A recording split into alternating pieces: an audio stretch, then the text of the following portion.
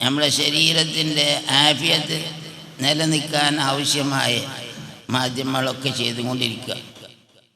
അതാണ് ശാരീരികമായ അറിവ്. ഇത് രണ്ടും പാലിക്കണം. മഹാനായ വലിയൊരു വിദഗ്ധനായ ഒരാളായിരുന്നു, വൈദ്യത്തിലൊക്കെ വലിയ കേമനായ ആളായിരുന്നു അദ്ദേഹം.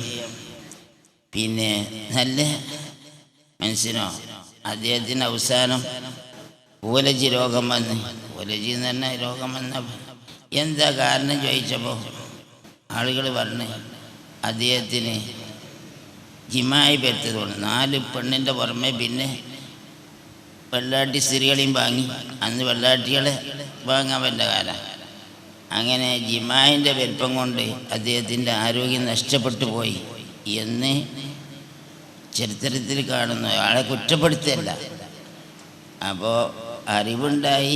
ഈ അറിവുണ്ടായതുകൊണ്ട് മാത്രം രക്ഷപ്പെടില്ല. അരസ്തുമാത്ത മഫുലൂജന്നൈ. ഇപ്പം അങ്ങനെ പണ്ടൊരാൾ പറഞ്ഞു, വലിയ വിദഗ്ധന്മാരായ കൂട്ടക്കാർ അവരെ രോഗം അവർ ചികിത്സയെ ഒരേതിൽ സ്പെഷ്യലിസ്റ്റാണ്, അതുകൊണ്ട് മരിച്ചുപോയി, അലാക്കായിപ്പോയി എന്നൊക്കെ പറഞ്ഞിട്ടുണ്ട്. അപ്പം നമ്മളെയും നമ്മളെ ശരീരത്തിനെയും നമുക്ക് വേണ്ടപ്പെട്ടവരെയും എല്ലാവരെയും നമ്മൾക്ക് വേണ്ടപ്പെട്ടവരെ നമ്മളെ സമീപിക്കുന്നവരൊക്കെ നമ്മളെ വേണ്ടപ്പെട്ടവരാണ്.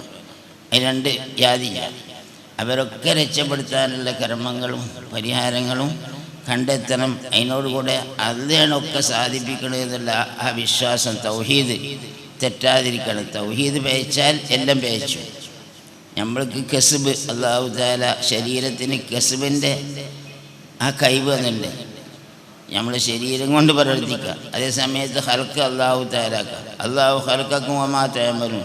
അല്ലാഹു തആല നിങ്ങളെ ശരീരം മാത്രമല്ല നിങ്ങളെ അമലിനെയും അല്ലാഹു തആല സൃഷ്ടിച്ചതാണ് എന്ന വിശ്വാസത്തിൽ നമുക്ക് കൽപ്പിക്കപ്പെട്ട എന്ത് കാര്യം ചെയ്യാനും അല്ലാഹു തആല ശരീരത്തിനും കാലിനും തൊള്ളക്കും എല്ലാത്തിനും കഴിവുന്നുണ്ട്. ആ കഴിവനുസരിച്ച് ചെയ്യാൻ. ഇനി ഒരാൾക്ക് ആ കഴിവില്ലെങ്കിലോ അവനോട് തക്ലീഫ് കീർത്തനമില്ല. ഒരാൾക്ക് ചൂടും കേൾക്കില്ല, കണ്ണും കാണില്ല, സംസാര കഴിവില്ല, അങ്ങനത്തെ ആൾക്ക് തക്ലീഫില്ല എന്ന് വരെ പെരുമാക്കന്മാർ പറയുന്നുണ്ട്.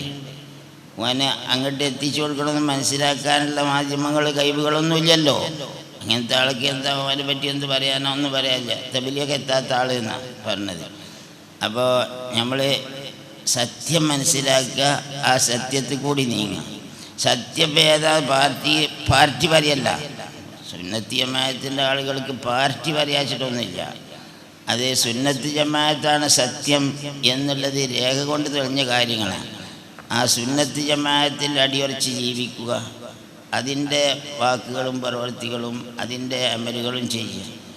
അത് അത്യാവശ്യമാണ്, ഏവർക്കും അത്യാവശ്യം. ജോലി നമുക്ക് വേണ്ടതൊക്കെ ഹലാലായ ജോലിയെല്ലാം ചെയ്യാൻ പറ്റും. അതിൻ്റെ പുറമെ നമ്മൾ മരിച്ചു പോകുമ്പോൾ കൊണ്ടുപോകാനുള്ളത് അതേതാണ്? ദീനുൽ ഇസ്ലാം. ആ ദീനുൽ ഇസ്ലാം പല കോലത്തിൽ പല ആളുകൾ അവതരിപ്പിച്ചിട്ടുണ്ടെങ്കിലും നബി സല്ലല്ലാഹു അലൈഹി വസല്ലം തങ്ങളേക്കുന്ന സഹാബത്ത് പഠിച്ച ആ ദീനുൽ ഇസ്ലാം അവർ യാതൊരു മാറ്റമില്ലാതെ ജനങ്ങൾക്ക് പഠിപ്പിച്ചു കൊടുത്തിട്ടുണ്ട്. ആ ദീൻ കൊണ്ടെടുക്കുന്ന കൂട്ടക്കാരാണ് ഇപ്പോൾ സുന്നികൾ എന്നാണ്. അപ്പോൾ സുന്നത്ത് ജമാഅത്തിൻ്റെ അഖീദയിൽ അടിയുറക്കണം.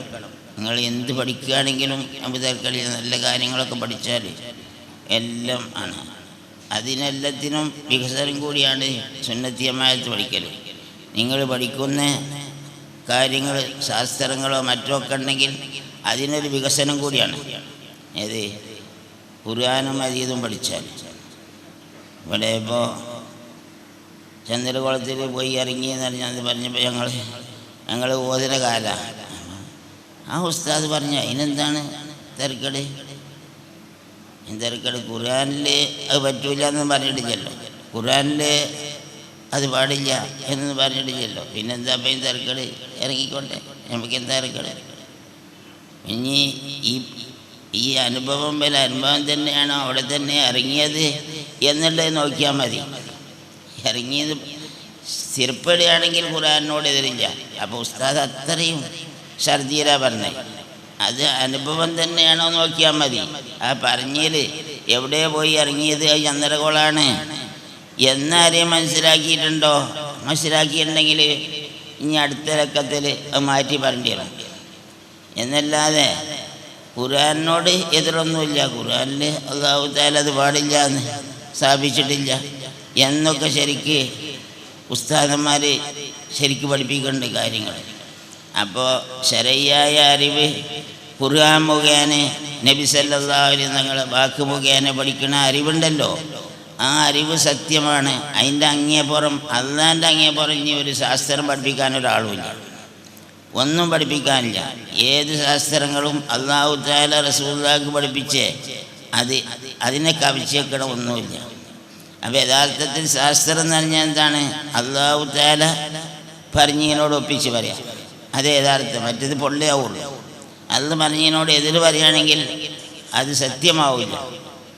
അപ്പോൾ ഇത് നമ്മൾ അള്ളാഹിനെ പറ്റിയുള്ള വിശ്വാസം, റസൂലുള്ളാഹിനെ പറ്റിയുള്ള വിശ്വാസം, ദീനുൽ ഇസ്ലാമിനെ പറ്റിയുള്ള വിശ്വാസം, അത് നമ്മൾ സഭ കൂടുമ്പോൾ ഒക്കെ പറഞ്ഞിട്ടാണ് ഞാൻ പറഞ്ഞിട്ട് അതൊക്കെ ഉറപ്പിക്കണം. അതിലുള്ള സംശയങ്ങളൊക്കെ തീർക്കണം, നന്നാക്കണം.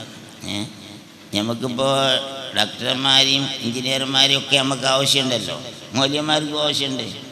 അപ്പോൾ ഞാൻ നാളെ പല്ലർപ്പിച്ച് അടുത്ത ദിവസം പല്ലരച്ച് ഡോക്ടറോട് ഞാൻ പറഞ്ഞ് ഞങ്ങൾ മലപ്പുറത്ത് യോഗം ഉണ്ടാകുമ്പോൾ നിങ്ങളെയും വിളിച്ചിട്ടുണ്ട്, നമുക്ക് നിങ്ങളെ ആവശ്യമുണ്ട്. അതിപ്പോൾ തൃശ്ശൂർ യോഗം ഉണ്ടായപ്പോൾ പത്രത്തിൽ കണ്ടല്ലോ നിങ്ങളൊക്കെ പറഞ്ഞു. അതിന് മലപ്പുറത്തുണ്ടാകുമ്പോൾ നിങ്ങളും വരേണ്ടിയെന്ന് പറഞ്ഞു. നമുക്കെല്ലാവരും വരണം. അപ്പം അമ്മായ ക്ഷണം മതി വരാൻ. പ്രത്യേകം കത്തുവിളിച്ച് എനിക്കൊന്നും വേണ്ട. ഏതെങ്കിലും അത് നമ്മളെ ഈ കൂടുതൽ അള്ളാൻ്റെ പൊരുത്തത്തിലാക്കി തരട്ടെ. ഇതുകൊണ്ട് എല്ലാവരും നല്ലത് പറയാനും കേൾക്കാനും നല്ലത് സംഘടിപ്പിക്കാനും നമ്മളെ മഹാനായ തങ്ങളവരുകളെ വിളിച്ചാണിത്. തങ്ങളിവിടെ നമ്മളെ മലപ്പുറത്തിൻ്റെ നടുക്ക് വന്നതുകൊണ്ട് നമുക്കിവിടെ വിളിച്ചിട്ടുണ്ടായി. എത്ര സ്ഥാപനങ്ങളുണ്ടായി ഇവിടെ. ഇതൊക്കെ കൂടാനുള്ള നല്ല സൗകര്യമുള്ള സ്ഥലങ്ങളുണ്ടായി. മറ്റേ ഇപ്പോൾ നമ്മളിതിൽ ചെറിയൊരു സഭ സംഘടിപ്പിക്കണമെങ്കിൽ വലിയ ഇടങ്ങാറല്ലേ. ഇത് സൗകര്യങ്ങളൊക്കെ ഉണ്ടായി. തങ്ങൾക്ക് അല്ലാഹു തആല ഇനിയും ദീർഘായുസ്സും ആഫിയത്തും വികസനവും അല്ലാഹു തആല നിലനിർത്തി കൊടുക്കട്ടെ. ആഖിറു ദഅ്വാനാ അൽഹംദുലില്ലാഹി റബ്ബിൽ ആലമീൻ.